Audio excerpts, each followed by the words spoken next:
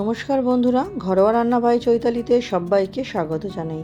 আজকে আমি ডাঁটা আর আলু দিয়ে একটি সম্পূর্ণ নিরামিষ রেসিপি দেখাবো, যেটা গরম গরম ভাতের সাথে অসাধারণ লাগে।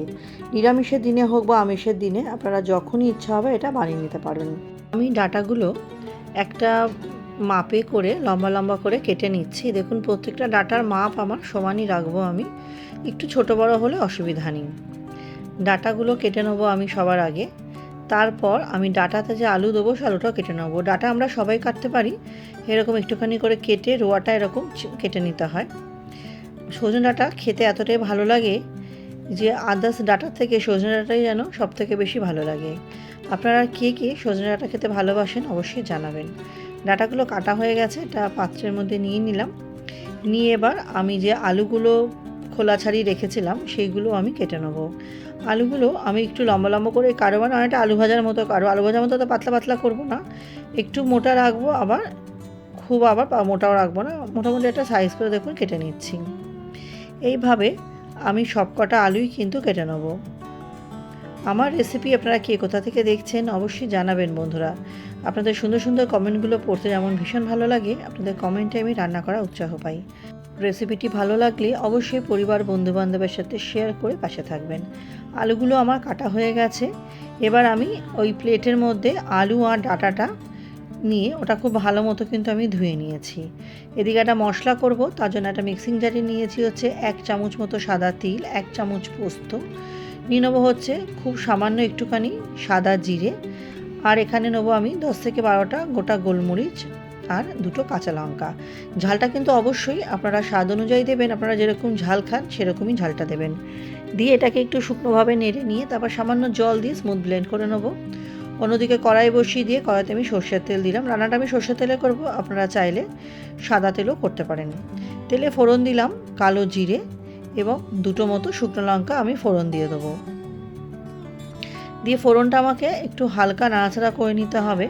ফোড়ন থেকে একটা কিন্তু খুব সুন্দর গন্ধ আসবে, তাই ফোড়নটা হালকা নাড়াচাড়া করে নেবো। তারপর এর মধ্যে দেবো সামান্য একটু হলুদটা দিয়েছি এই কারণে যাতে সবজি দেওয়ার পর যাতে একটু ছিটকে না আসে তেলটা, তার জন্য। একটু নাড়াচাড়া করে নেওয়ার পর আমি ডাঁটা এবং আলুটা দিয়ে দিলাম, দুটো একসাথেই দিয়ে দিলাম। দিয়ে এবার একটু ভালো মতো অল্প একটু নুন দিয়ে একটু ভালো মতো ভাজা ভাজা করে নিতে হবে। বেশি কড়া ভাজলে চলবে না, হালকা একটু গায়ে কালার আসা পর্যন্ত আমায় কিন্তু একটু ভাজা ভাজা করে নিতে হবে। যারা আজকে আমার চ্যানেলে নতুন, ভিডিওটি প্রথম দেখছেন, আমার রেসিপিগুলো যদি আপনাদের সামান্য হলেও ভালো লেগে থাকে চ্যানেলটি সাবস্ক্রাইব করে পাশে থাকা অনুরোধ রইল। পাশে থাকা বেল আইকনটি প্রেস করে অল নোটিফিকেশানটা অন করে দেবেন, যাতে আমি চ্যানেলে নিত্য নতুন যখনই রেসিপি আপডেট করব সবার আগে আপনাদের কাছে নোটিফিকেশান পৌঁছে যাবে। ডাঁটা আলুটা ভাজতে ভাজতে কিছুক্ষণ ঢেকে রাখবো। কিছুক্ষণ পর মিনিট 3 ঢেকে রেখেছিলাম, কিছুক্ষণ পর ঢাকনা খুলে আবারও কিছুক্ষণ আমি নাড়াচাড়া করে নেবো। দিয়ে আবারও মিনিট 2 মতো ঢেকে রাখবো।